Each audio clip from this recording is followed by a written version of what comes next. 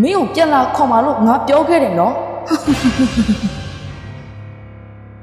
်ရေချမ်းစုရွာလေးကမြေကမ်းတစ်ဖေးတစ်လျှောက်မှာရှိနေပြီးမြို့နယ်အလံဝေးကသူတို့ဘာသာတတိတတက်နဲ့နေတဲ့ရွာလေးလိုမျိုးဖြစ်နေပါတယ်လူတွေကလည်းတတိတတက်နေတယ်လို့အဲ့ဒီရွာမှာရှိတဲ့ထုံနှန်းစင်လာတွေကလည်းအများနဲ့မတူထူးဆန်းပါတယ်အဲ့ဒါကတော့လူသေးအခန်းကိုလှီနဲ့လွတ်တဲ့ဒလေးပါသူတို့ရွာမှာမဟုတ်ဘဲတခြားရွာနီးချုပ်ဆက်တွေကလည်းမြေကမ်းဘေးမှာရှိတာမို့ရွာထဲမြင်လို့ရှားတာကြောင့်တင်းငိုင်းမြင်မထားတော့ပဲအကုန်မြစ်ထဲမျောကြပါတယ်ရွာရဲ့ပင်နေရပဲအိမ်ကပဲနာရေးရှိကွယ်လွန်သူရဲ့အခန်းကိုလှေပေါ်တင်ပြီးရေစီးအတိုင်းမျောပေးလိုက်ကြတာပါအဲ့ဒီရေစီးအတိုင်းလှေကိုမျောလိုက်တာနဲ့ရွာရဲ့အစွန်ဆုံးမှာရှိတဲ့တခုတီးသောတကြိုဆက်ရှိတဲ့ဖះเจ้าစီကိုတက်ရောက်သွားတာမို့လူတွေကအခန်းကိုပဲမျောလိုက်ကြပါတစ်ဖက်ကဖះเจ้าမှာတော့တင်းဆန်ဆိုတဲ့မြစ်ဆောင်တူပရာစာကစောင့်နေပြီးမျောလာတဲ့လှေတွေကိုကန့်ကပ်ဖို့လုပ်ကအလောင်းကိုယူပြီးနာရေးကိစ္စကိုပြီးပြတ်အောင်စီစဉ်ပေးပါတယ်တင်းဆန်ကြီးမင်းကြီးကဒီနေ့လဲထောပြန်ပြီထင်တယ်ဂျာဘော့ကိုတို့ရကျုပ်မှာအပေါ်ဆုံးအောင်ပတ်စံမယ်အခေါင်းတိုင်းကပါလာတဲ့မြကရိုးကနဲ့ပူစော်တကာရီနဲ့တင်ကျုပ်ဘဝကအေးဆေးပဲကိုတို့သာဘာမှတေချာမလုပ်ကြလို့လူတကာစီပတ်စံလိုက်ချီနေရတာအဲ့လိုတင်းဆန်ကပြောတော့ကိုတို့လဲဒေါသထွက်သွားတော့တာပေါ့ဒါကြောင့်နှစ်ယောက်သားအကြိုက်ခံစကားများကြပါတယ်တင်းဆန်ကလည်းမသားစီကယူတာသူ့မှန်เจ้าနဲ့ကိုတို့ကလည်းဒါမျိုးသူမလုပ်တတ်လို့မဟုတ်ဖဲမလုပ်ချင်လို့ဆိုတာနဲ့ညင်းခုန်နေကြတာပေါ့ထိုစဉ်သူတို့ရဲ့စီကဦးဝင်းကလာပြီးစကားဝင်ဖြတ်လိုက်တယ်ဟဲ့ကောင်လေးတော်ကြစမ်းသွားကိုနေရာကိုနေအရက်တောက်နေအကောင်ကြံတဲ့အချိန်ဆိုကြိုက်ပဲကြိုက်နေကြတာသိစံမင်းလည်းအလုပ်လုပ်တော့ခုနကမျောလာတဲ့အလောင်းကိုမြင်မြတ်တကြိုဖို့လို့ညနေလျှောက်ရင်တရေနဲ့တိုးနေမယ်တရေကတော့တသက်လုံးအလောင်းကြိုက်လာတော့မမြင်ဘူးပါဘူးဗျာကြောက်နေဘူးဦးဝင်းရေသိစံလည်းပြောပြရနဲ့အလုပ်လုပ်ဖို့ထွက်သွားပါတော့တယ်အဲ့ဒီညမှာတော့ကိုကျိုးကလေတစင်းနဲ့မြစ်ထဲပတ်ရင်လာမင်းကိုတိမ်ဖုံးချိန်မှာတော့မြစ်လေကောင်ကိုရောက်လာခဲ့ပါပြီကိုကျိုးကတော့မြစ်ရည်ပြင်းငိမ့်လေးမှာလှေလေးအရွေးနဲ့လိုက်ပြီးတာယာနေကဆေးပေါ်လေးကိုမီတရရဲ့နဲ့ခဲနေခဲ့ပါတော့တယ်မကြခင်မှာတော့သူစောက်မျောနေတဲ့အရာကမြစ်တလျှောက်မျောလာပါတယ်မြစ်ရည်စီးနဲ့ကိုတိုးရှိရာလေဘက်ကိုမျောလာတဲ့အတူပါလေကိုမြင်တော့သူ့မျက်လုံးတွေကကြောက်ပသွားပြီးအစာကိုစောက်နေတဲ့ကြားအိုတကောင်လိုဖြစ်သွားပါတယ်လောဘစိတ်နဲ့အတူပါလေစီကိုစံကျက်လောက်ခတ်သွားကဘာရီများထည့်ပေးလိုက်အောင်မလဲလို့တွေးပျော်နေပါတယ်ဒီလိုနဲ့လှေနားကိုရောက်တော့သူ့လှေနဲ့အတူပါလှေကိုကျိုးချီကတ်လိုက်ပြီးအတူပါလေဘက်ကိုကျိုးကလှေပေါ်ကနေအခေါင်းဖုံးကိုဖွင့်လိုက်ပါတယ်ကွယ်လွန်သူအတွက်ထည့်ပေးလိုက်တဲ့ဘာအခိုးတန်ပစ္စည်းတွေများပါမလဲလို့ကြည့်ရင်နာရီရှင်တွေထည့်ပေးလိုက်တဲ့အလောင်းနဲ့အတူမြုပ်မဲ့ပစ္စည်းတွေကိုယူလိုက်ပါတယ်ပြီးရနဲ့သူ့လေဘက်ကိုပြန်ခုန်ကုလိုက်ပြီးကျဉ်နဲ့နေတော့မှပဲအနောက်ကနေအတူပါလေကဝုန်းကနေအတန်ကြားလိုက်ရပါတယ်ငါပစ္စည်းတွေပြန်ပေးငါပစ္စည်းတွေပြန်ပေးအခေါင်းထဲကနေထလာတဲ့အလောင်းကောင်စီကအတန်ကြောင့်ကိုတိုးလဲကြောက်လန့်သွားကမြစ်ထဲခုန်ချပါတော့တယ်တရေလက်ကလွတ်အောင်ရေမြင်မြန်ကူးရင်ထွက်ပြေးခဲ့ပေမဲ့ရေအောက်ကတရေလက်ကသူ့ခြေထောက်ကိုဆွဲထားခဲ့ပါတယ်ကိုတိုးလဲအကြောက်ကန်ရုံးပေမဲ့တရေရဲ့လက်ကအလွတ်မပေးပဲအပြင်းစွာစုပ်ဖမ်းထားအောင်ရုံးကြီးဖြစ်နေပါတယ်ဒီလိုနဲ့ကိုတိုးလဲတရေကရေထဲဆွဲချတာခံလိုက်ရပြီးမြစ်ထဲမှာမြုပ်သွားပါတော့တယ်နောက်တစ်နေ့မှာရွာသားအားလုံးကမြစ်စိတ်မှာစုဝေးနေကြပြီးကြီးတိုးပြောဆိုနေကြပါတယ်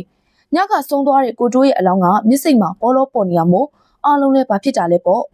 တကူလုံးဖောချောင်ပုတ်ပွားနေပေမဲ့ထူးဆန်းတာကသူ့ခြေထောက်နှစ်ဖက်ကိုကျိုးတုပ်ထားပြီးလေကကျိုးကိုပြန်ချီထားပါတယ်။ဒါကိုမြင်လိုက်ရတဲ့ရွာသားတွေကတော့ကိုတိုးတီတာရင်းနစ်တည်သွားတာမဖြစ်နိုင်ဘူးလို့ပြောနေကြပါတယ်။ကိုတိုးကဘာဖြစ်ခဲ့ရလဲမသိဘူးနော်ဦးဝင်။မနေ့ညကသူတယောက်ယောက်နဲ့တွေ့ခဲ့တယ်ထင်တယ်။အော်တူပါလေးကိုစောက်နေတော့တယောက်ယောက်ကများရေထဲဆွဲချလောက်ကြံလိုက်တာများလား။စကားအများကြီးမပြောနေအောင်သိစံ။ငါတို့လည်းတေချာသိသေးရမဟုတ်ဘူး။သူများတွေကြားရင်တူလို့တွေးကုန်မယ်။ဦးဝင်းကြားလိုက်တာကြောင့်တင်းဆန်လည်းဘာမှဆက်မပြောတော့ပဲထွက်သွားလိုက်ရပါတယ်။အဲ့ဒီညနေဆောင်မှာတော့ဦးဝင်းကရွာသားတစုကိုခေါ်လာပြီးတိတ်ဆုံးသူကိုကျိုးရဲ့အလောင်းကိုသူတို့ရွာထုံးစံအတိုင်းအခေါင်းထဲထက်ကလှီနဲ့ဖះเจ้าဘက်စီမျှောပေးဖို့ပြင်ဆင်ခဲ့ကြပါတယ်။အားလုံးပြီးတော့လှီကိုရေစီးအတိုင်းမျှောပေးလိုက်တဲ့အခါတစ်ဖက်မှာစောင့်ကြုံနေတဲ့တင်းဆန်ကလည်းတစ်ဖက်ကန်းထိပ်ကိုရောက်နေပါပြီ။တင်းဆန်လည်းဦးဝင်းတို့မျှောပေးမဲ့လှီကိုစောင့်ရင်ခဏအကြာမှာတော့လှီကသူ့စောင့်နေတဲ့စီကိုမျှောလာတာမို့အလောင်းကောက်ဖို့ဆင်းသွားဖို့ပြင်လိုက်ပါတယ်။ထိုစဉ်အခေါင်းထဲကနေအလောင်းဟာထထိုင်လာပါတယ်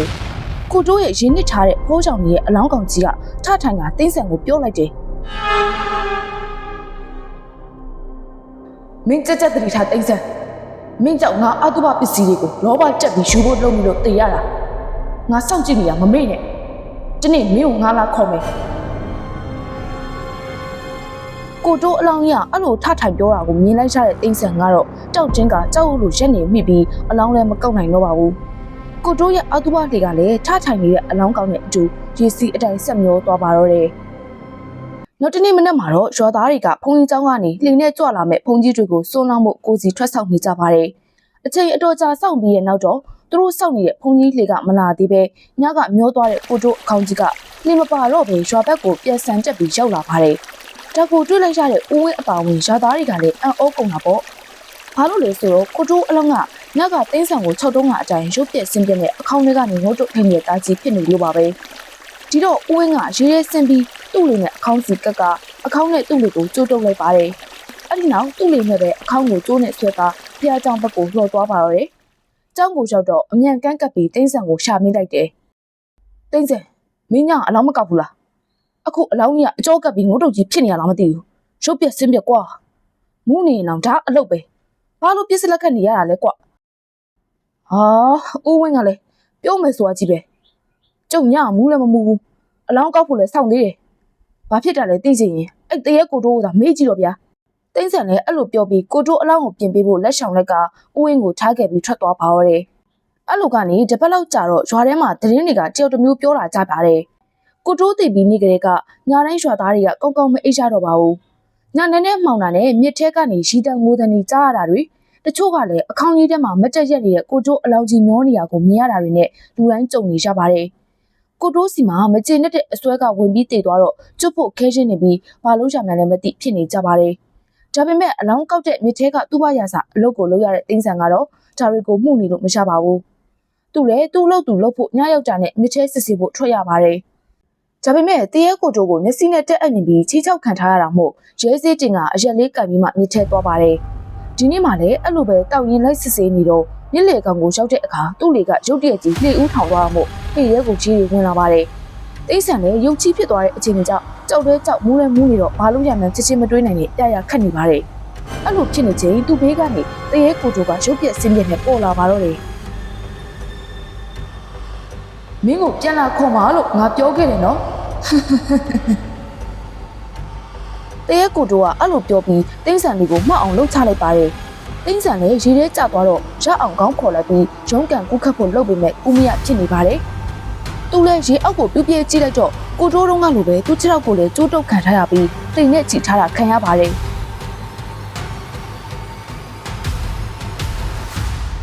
ဒီလိုနဲ့တင်းဆန်လည်းကြောက်မခံနိုင်တော့ပဲရေထဲမြုပ်သွားပါတော့တယ်။နောက်မနေ့မှာတော့ညကရေမြုပ်သွားတဲ့တင်းဆန်ကအလောင်းဖြစ်နေပါပြီ။ဒါပေမဲ့သိန်းဆန်အလောင်းကတော့ကိုတိုးလိုရေပေါ်မှာပုံမနေပဲသူတို့အလုပ်လုပ်တဲ့ဖះเจ้าရှိကလှေစိတ်မှာပက်လက်ကြီးတင်နေပါတယ်။ဦးဝင်းတို့သွားကြည့်တော့သိန်းဆန်အလောင်းကကိုတိုးလိုပဲမျက်စိတွေပြူးထွက်ကပုတ်ပွားနေပါတယ်။ဒါကြောင့်ဦးဝင်းလည်းဒီအခြေအနေကိုနားလည်သွားပြီးရွာသားတွေမကြောက်ကြရအောင်ဆရာတော်သွားပစ်မှာတော့တယ်။ဆရာတော်ရောက်လာတော့ဦးဝင်းနဲ့ရွာတလျှောက်မြေကျော်တလျှောက်မှာပြည့်ရည်နဲ့လက်ပတ်ဖြန်းကတရားရုပ်အမျှဝေပြီးလုပ်ခဲ့ကြပါတယ်။အဲ့ဒီနောက်တော့ရေချမ်းစုရွာမှာရောရွာနီးချုပ်ဆက်တွေမှာပါတရေချောက်တယ်ဆိုတဲ့တရင်ကတဖြည်းဖြည်းအတန်တိတ်လာပါတယ်။တဖြည်းဖြည်းနဲ့လတွေနှစ်တွေကြတော့ရွာသားဟိတ်လေဒီတလေးကိုပပြအောင်လုပ်ဖို့တကြိုဖို့မြင်နေရတည်တံ့ပေးနိုင်အောင်အင်းဒီကိုနည်းနည်းချင်းရှီတိုးနောက်ဆုတ်လုပ်ခဲ့ကြပါတယ်။အခုတော့ဒီမြစ်တစ်လျှောက်ကရွာတိုင်းမှာနာရေးရှိရင်တကြိုမြုံနှံမှုတင်ချိုင်းမြေတွေရှိသွားကြပါပြီ။အဆုံးထိကြည့်ပေးလို့ကျေးဇူးတင်ပါတယ်ရှင်။